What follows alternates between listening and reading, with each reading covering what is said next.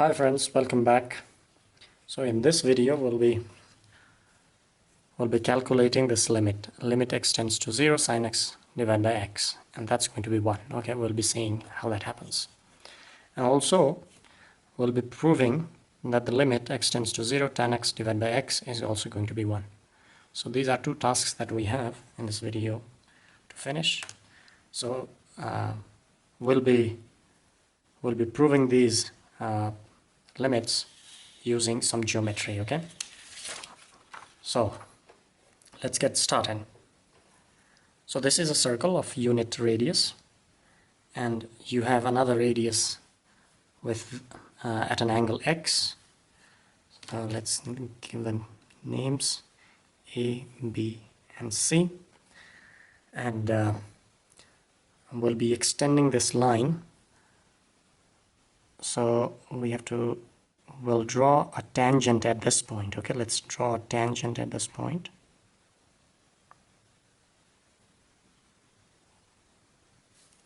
Okay, that's not very nice, so let me just use scale. So this is acting as a scale for me. I don't have a scale right now with me. Okay, so this is a tangent at P. Let's give it a name MN. So you might be aware that if the radius meets a tangent at this point, at the point of contact, it makes an angle of 90 degrees. And similarly, let's extend this line. Let's extend this line. Okay. Okay, good. Now let's draw perpendicular from C on AB. Okay, so this is a perpendicular again. Let's give this X, give it a name X, and let's again join point C with point B. Okay, so I think we are more or less ready to go ahead and dive into the proof. So let's find out area of let me use another pen. Area of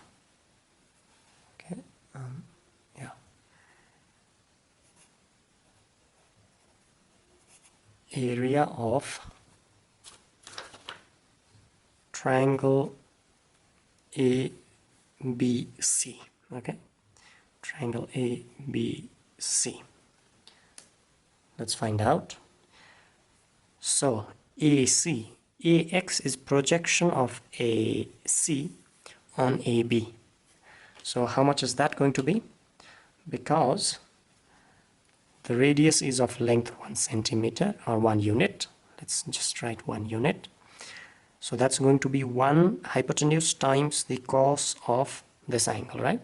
Because cos x equals to base divided by hypotenuse. And base is going to be hypotenuse times cos x. Hypotenuse is how much? 1 unit, 1 times cos x. So this is going to be cos x. That's going to be cos x. Let's write that down. So this is cos x. And similarly, what's cx is? What is cx? Cx is going to be sin x. Okay, so with the similar argument. Sin x is p by h. P by h.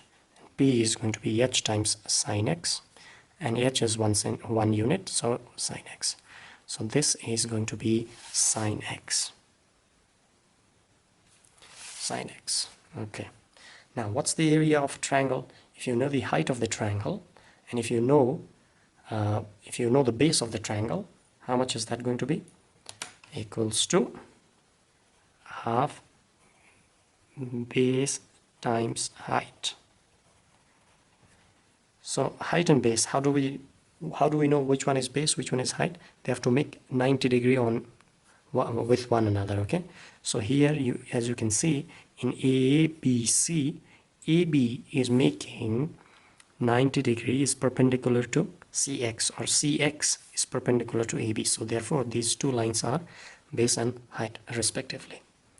So equals to, okay, ink is getting over, running out of ink, so let's take another pen.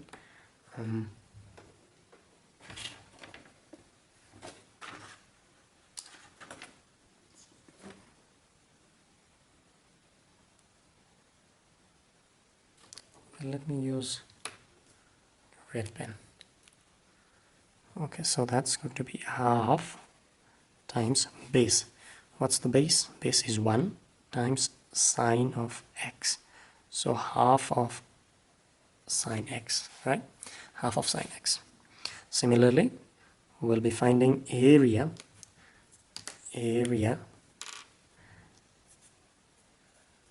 of triangle A, B, and let's give this is n, right? A, B, n. How much is that? Half base. You can see AB is perpendicular to NB. Okay, so this is going to be base, this is going to be height, or vice versa. So AB is 1 base times height. Half base is 1 times, what's height? What's height? So let's take tangent of x is equal to perpendicular divided by base, right? So that gives us perpendicular as base times tan x, and that's going to be tan x because base is 1. So half times tan x, tan x, half tan x. Okay, now similarly let's find the area of this section. Let me just draw for you.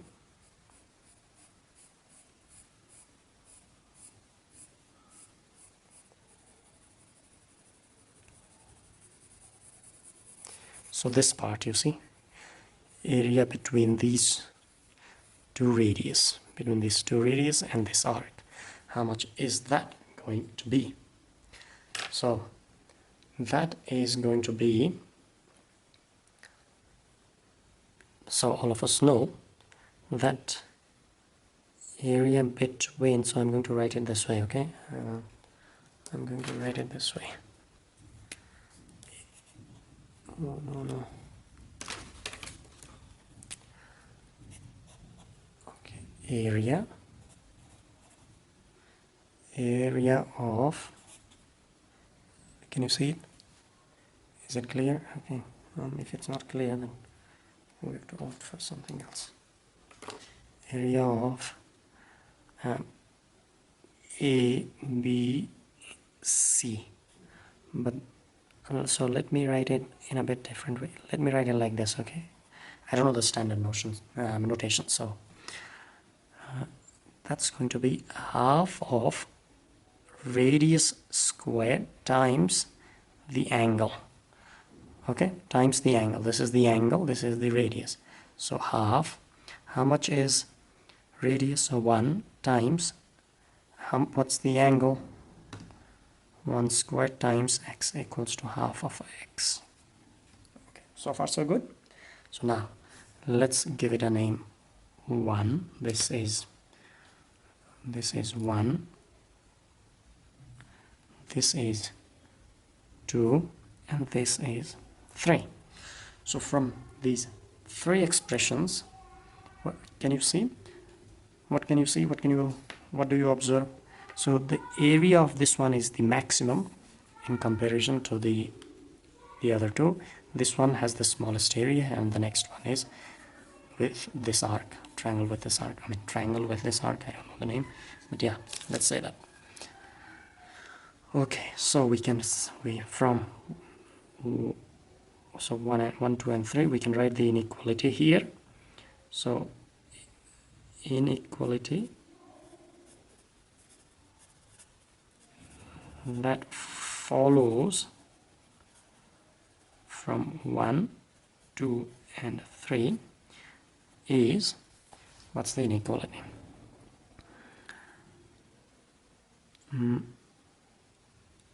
Half of tan x, right?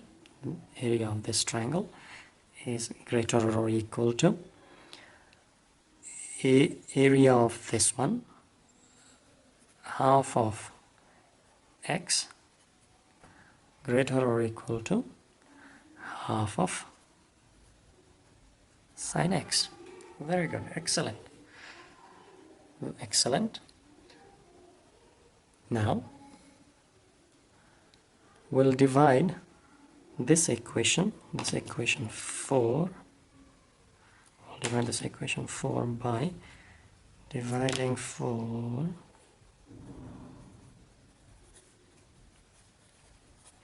by, we'll divide 4 by half of sine x.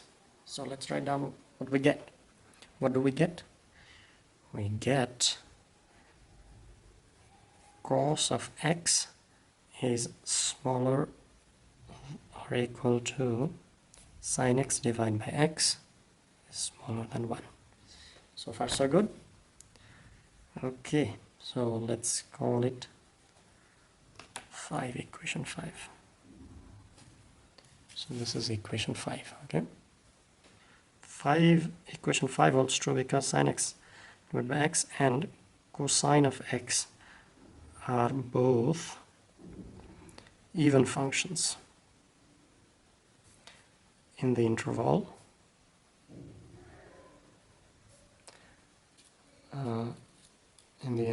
minus pi by 2 and pi by 2.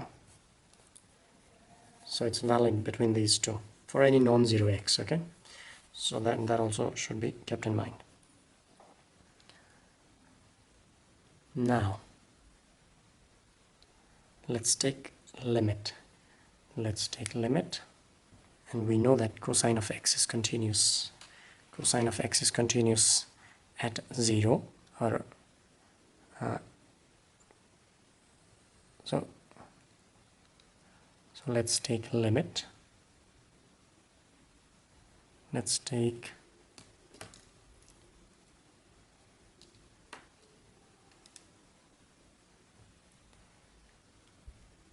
now let's take limit, okay? Limit x tends to 0, cosine of x, and it's continuous near 0, okay? So limit x tends to 0, sine x divided by x, limit x tends to 0, 1. So all of these functions are continuous. So therefore, because this is going to be 1, because cos of 0 is 1, all of us know that. So this is 1. Limit x tends to 0, sine x divided by x, 1. So therefore, limit x tends to 0, sine x divided by x is between 1 and 1 on both sides. So there it has to be that limit x tends to 0, sine x divided by x equals to 1. Okay, so that's done. That's done.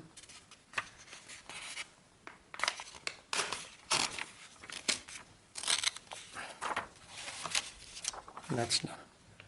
Now we shall prove the next step. So we are going to prove the next one, okay? Next relation. We are going to prove that limit x tends to 0, tan x divided by x is going to be 1 as well. So that also follows very quickly from what we have proven. Okay.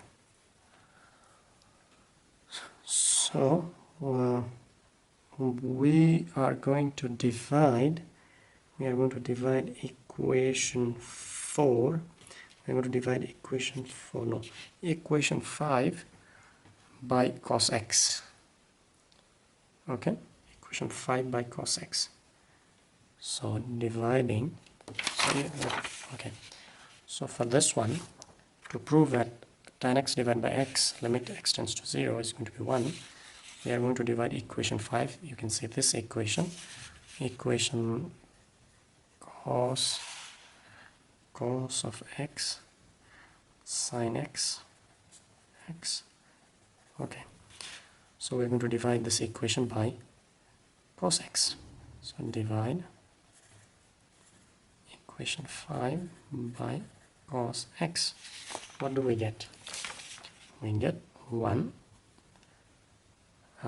sin x divided by cos x divided by sin x divided by x cos x is going to be tan x divided by x, and then this is going to be 1 divided by cos x is going to be secant x. Okay, and we know that secant of x is continuous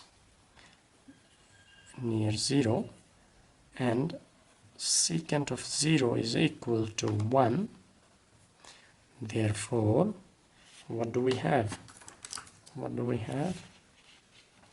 We have limit x tends to 0, 1, limit x tends to 0, tan x divided by x, limit x tends to 0, secant of x. So this is 1, limit x tends to 0, tan x divided by x is also 1. So therefore, we have proven these two relations. Okay, so is that clear for all of you? I hope so. If you have any questions, let me know, and do not forget to subscribe and interact with me. Okay.